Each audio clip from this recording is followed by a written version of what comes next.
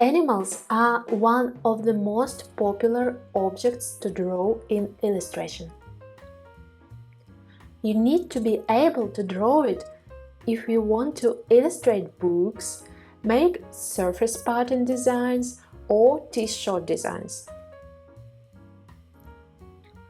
But it's not so easy to find your own voice in animal illustration. Hi, I'm Marina. I'm an artist and illustrator from Russia.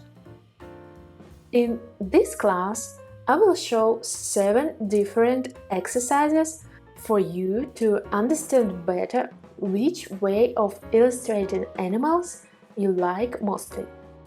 After you finish all the exercises and make class project, you will become closer to finding your own style in drawing animals.